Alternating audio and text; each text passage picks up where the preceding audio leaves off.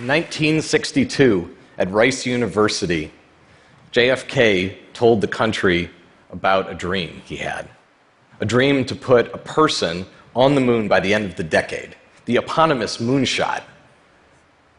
No one knew if it was possible to do, but he made sure a plan was put in place to do it if it was possible. That's how great dreams are. Great dreams aren't just visions. They're visions coupled to strategies for making them real. I have the incredible good fortune to work at a moonshot factory. At X, formerly called Google X, you'll find an aerospace engineer working alongside a fashion designer and former military ops commanders brainstorming with laser experts. These inventors, engineers, and makers are dreaming up technologies that we hope can make the world a wonderful place. We use the word moonshots to remind us to keep our visions big, to keep dreaming. And we use the word factory to remind ourselves that we want to have concrete visions, concrete plans to make them real. Here's our moonshot blueprint. Number one, we want to find a huge problem in the world that affects many millions of people. Number two, we want to find or propose a radical solution for solving that problem. And then number three, there has to be some reason to believe that the technology for such a radical solution could actually be built. But I have a secret for you. The moonshot factory is a messy place. But rather than avoid the mess, pretend it's not there, we've tried to make that our strength. We spend most of our time breaking things and trying to prove that we're wrong. That's it. That's the secret. Run at all the hardest parts of the problem first. Get excited and cheer, hey, how are we going to kill our project today? We've got this interesting balance going where we allow our unchecked optimism to fuel our visions, but then we also harness enthusiastic skepticism to breathe life, breathe reality into those visions.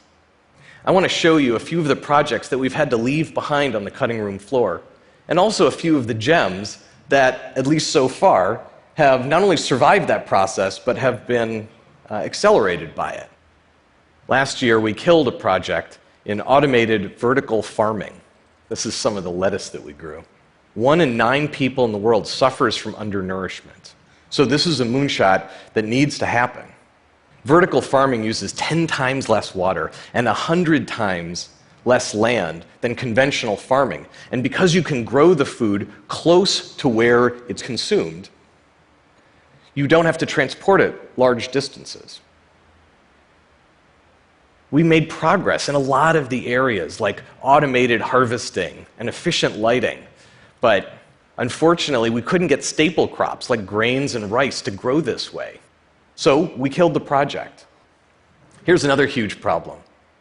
We pay enormous costs in resources and environmental damage to ship goods worldwide.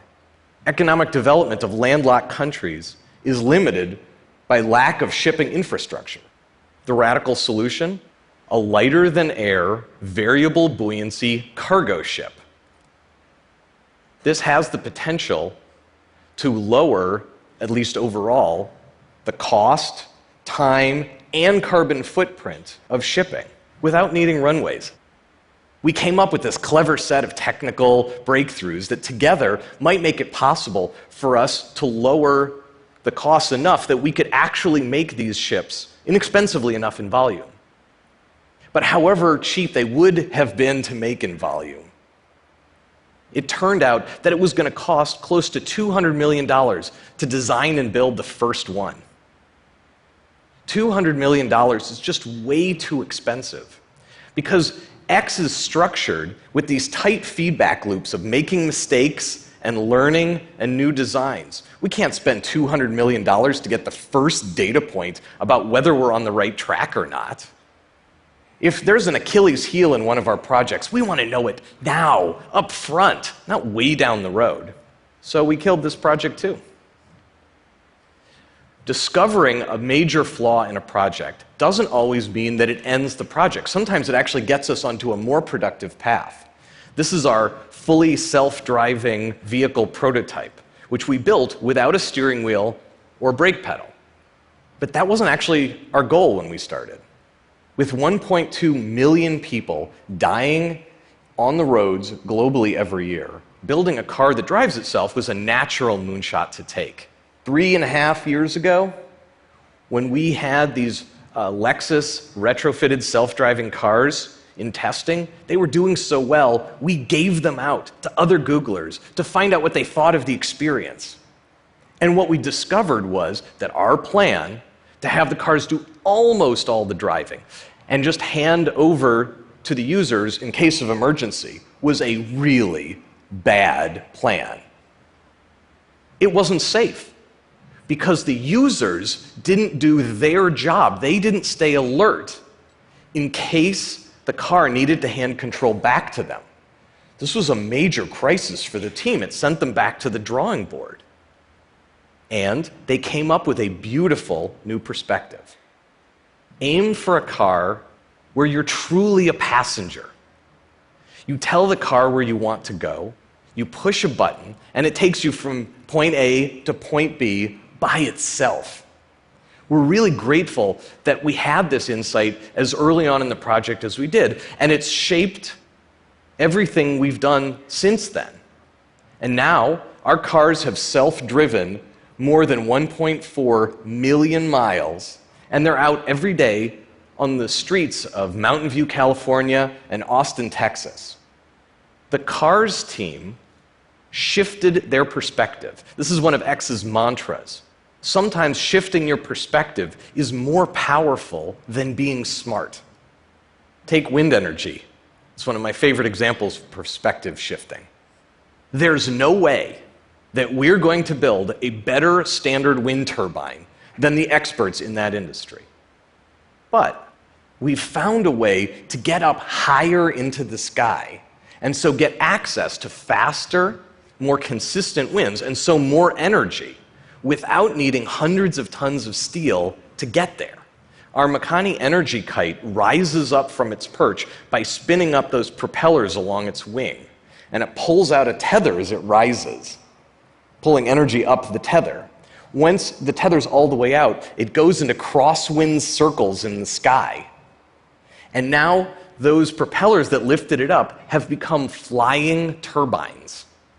And that sends energy back down the tether. We haven't yet found a way to kill this project. And the longer it survives that pressure, the more excited we get that this could become a cheaper and more deployable form of wind energy for the world. Probably the craziest sounding project we have is Project Loon.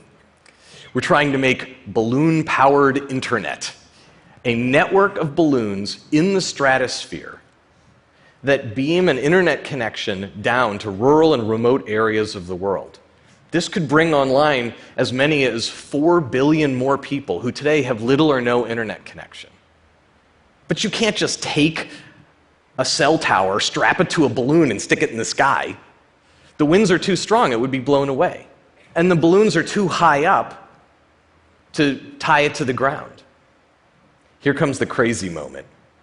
What if, instead, we let the balloons drift and we taught them how to sail the winds to go where they needed to go?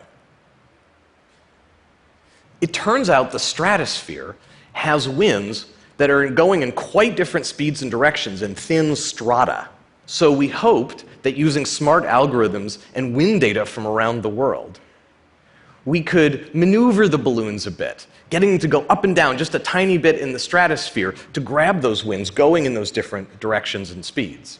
The idea is to have enough balloons so as one balloon floats out of your area, there's another balloon ready to float into place, handing off the internet connection, just like your phone hands off between cell towers as you drive down the freeway. We get how crazy that vision sounds. It's the name of the project to remind us of that. So since 2012, the Loon team has prioritized the work that seems the most difficult, and so the most likely to kill their project. The first thing that they did was try to get a Wi-Fi connection from a balloon in the stratosphere down to an antenna on the ground. It worked, and I promised you there was bets that it wasn't going to. So we kept going. Could we get the balloon to talk directly to handsets so that we didn't need the antenna as an intermediary receiver? Yeah.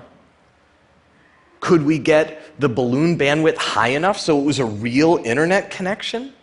So that people could have something more than just SMS? The early tests weren't even a megabit per second. But now we can do up to 15 megabits per second. Enough to watch a TED Talk. Could we get the balloons to talk to each other through the sky so that we could reach our signal deeper into rural areas? Check.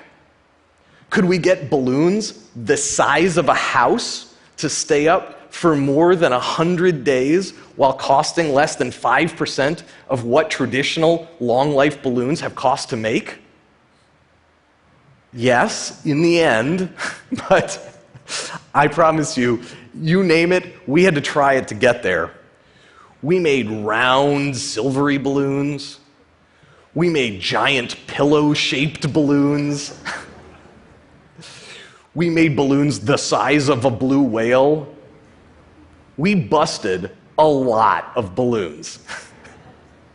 Since one of the things that was most likely to kill the Loon project was whether we could guide the balloons through the sky, one of our most important experiments was putting a balloon inside a balloon.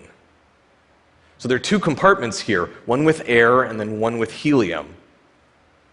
The balloon pumps air in to make itself heavier, or lets air out to make it lighter.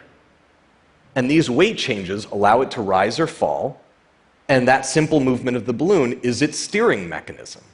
It floats up or down, hoping to grab winds going in the speed and direction that it wants. But is that good enough for it to navigate through the world? Barely at first, but better all the time. This particular balloon, our latest balloon, can navigate a 2-mile vertical stretch of sky and can sail itself to within 500 meters of where it wants to go from 20,000 kilometers away.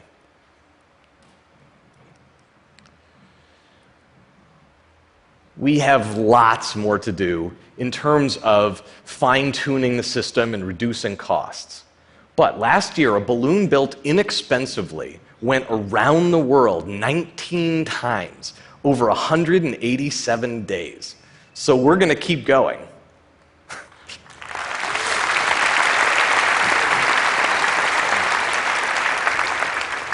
Our balloons today are doing pretty much everything a complete system needs to do.